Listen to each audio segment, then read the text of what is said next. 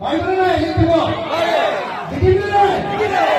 আৰু আমাৰ তিতাবৰৰ বিধায়ক আছে, তিতাবৰ বিধায়কে কৈছে যে তেখেতৰ সমষ্টিটো লিড দিয়াটো নাপালো। গতিকে আমি মাজুলীত পামগে সবে কৈছে মাজুলীত আমাৰ মাজুলীত পাম এতিয়া হয়নে নহয়? গৌৰৱ আমাৰ জিকিবই। আপোনালোকে সকলোৱে খালি 19 তাৰিখৰ কাৰণে সাজু হওক। এটা মই সমুদ্ৰকে দুটামান কথা গৌৰৱ কিয় জিকাব? আমি ৰাইজৰ দৰে এখন প্ৰচাৰ পত্ৰিকা উলিয়াইছো। এই প্ৰচাৰ পত্ৰিকাখনত আমি দেখুৱাইছো যে এজন সাংসদ হিচাপে তপন গগৈ আৰু গৌৰৱ গগৈ। তপন গগৈ আছিলে আমাৰ যোৰহাটৰ সাংসদ আৰু তাৰ পাছত কলিয়াবৰৰ সাংসদ আছিলে গৌৰৱ গগৈ। এই দুইজনৰ ভিতৰত কোনে কি কাম কৰিলে মই চমুকে আপোনালোকৰ সন্মুখত দুটা তিনিটামান কথা ক'ব খোজো। সাংসদ হিচাপে প্ৰথম কাম কি? সংসদত প্ৰশ্ন উত্থাপন কৰা। সাংসদ হিচাপে প্ৰথম কাম কি? সংসদত বিতৰ্ক কৰা, ডিবেট সদনত কাম কৰা। সংসদ হিচাপে প্ৰথম কাম কি? আইন প্ৰণয়ন কৰা, আইন সংশোধন কৰা।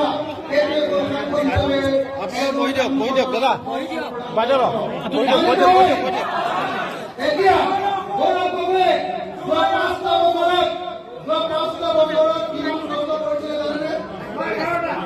গৌৰৱ গগৈয়ে যোৱা 5টা বছৰত 245টা প্ৰশ্ন উত্থাপন কৰিছিলে। তপন গগৈয়ে কিমানটা প্ৰশ্ন উত্থাপন কৰিছিলে জানেনে 5টা বছৰত? মাত্ৰ 9টা। কিমান? 9টা। মাত্ৰ 9টা। 9টা নহয়, মাত্ৰ 9টা। আমাৰ গৌৰৱ গগৈ কিমান কৰিছিলে? 245টা। আৰু তপন গগৈ কিমান কৰিছিলে? মাত্ৰ 9টা। আৰু এজন সাংসদে যোৱা 5 বছৰ গড় হিচাপত কিমান প্ৰশ্ন উত্থাপন কৰিছিলে জানেনে? গড় হিচাপত যিকোনো এজন সাংসদে প্ৰশ্ন উত্থাপন কৰিছিলে 210টা। 210টা প্ৰশ্নৰ ভিতৰত অকল 9টা প্ৰশ্ন কৰে তপন গগৈ। তেতিয়াহ'লে তেওঁ পাছ কৰিলে নে ফেইল কৰিলে? পাছ কৰিলে নে ফেইল কৰিলে? পাছ কৰিলে নে ফেইল কৰিলে? একদম একেবাৰে বেয়াকে ফেইল কৰাৰ কাৰণে নাম কি বুলি কওঁ? একেবাৰে বেয়াকে ফেইল কৰে কি বুলি কওঁ?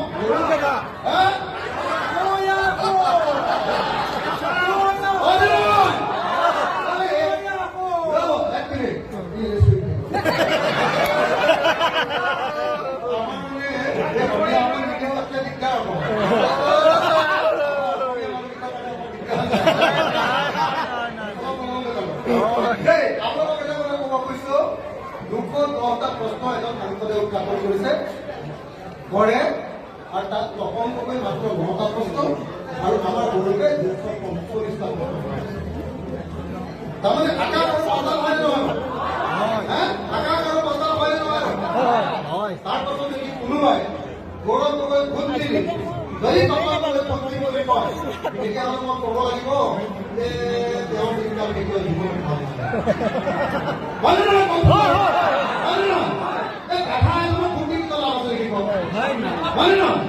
এজন চোকা মানুহ যি অসমৰ হৈ মাত মাতে, যি ভাৰতত দিল্লীত অসমৰ কণ্ঠ।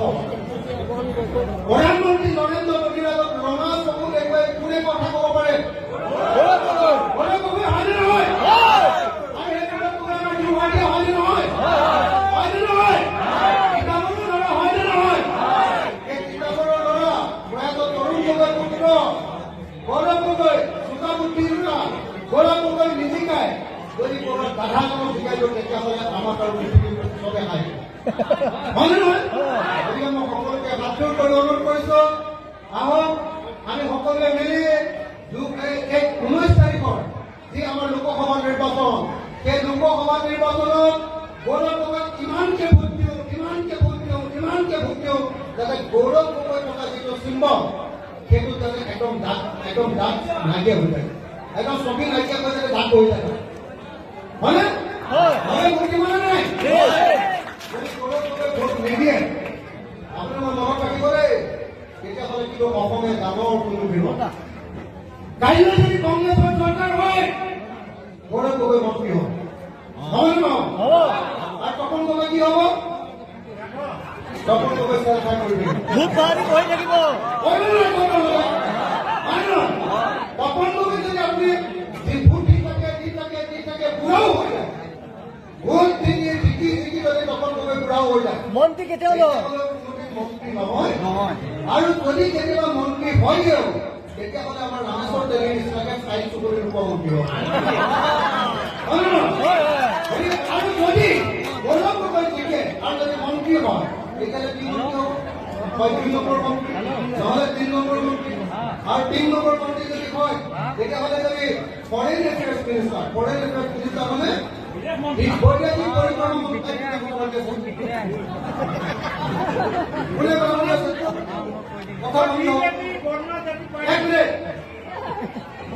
বৈদেশিক পৰিক্ৰমা মন্ত্ৰী হোৱাৰ গৌৰৱ গগৈ আৰু বৈদেশিক পৰিক্ৰমা মন্ত্ৰী কৈ যেতিয়া আমেৰিকালৈ যাব ফ্ৰান্সলৈ যাব অসমীয়া ডেকালৰাই যেতিয়া আমেৰিকাৰ লগত ভাৰত চৰকাৰৰ গৈ যেতিয়া কথা পাতিব তেতিয়াহ'লে দূৰৱৰ্তী হিচাপে আমাৰ বুকুখন তুলি উঠিবলৈ নাই উঠিবলৈ নাই গতিকে গৌৰৱ গগৈক ভোট দিয়াৰ কোনো বিকল্প নাই মই সকলোকে ৰাইজক হাত ধৰি কৰি অনুৰোধ কৰিছো আহক আমাৰ গৌৰৱ গগৈ অসম গৌৰৱ গগৈ ভোট দিব দ্বিতীয় কথাটো হ'ল সংসদত বিতৰ্কত অংশগ্ৰহণ ডিবেট বিতৰ্ক যে কয় তৰ্ক বিতৰ্ক যে কয় তাত কিমান অংশগ্ৰহণ কৰিছে গৌৰৱ গগৈ 78টা 5 বছৰ তপন গগৈ 11টা আৰু ৰাষ্ট্ৰীয় গড় 46.7 তপন গগৈ ইয়াতো ফেইল মাৰিছে বুজে নাই ইয়াতো তপন গগৈ ফেইল মাৰিছে তপন গগৈ কেলে ফেইল মাৰিছে তপন গগৈ হিন্দীও নাজানে তপন গগৈ ইংৰাজী হয় ন তপন গগৈ যদি হিন্দীও নাজানে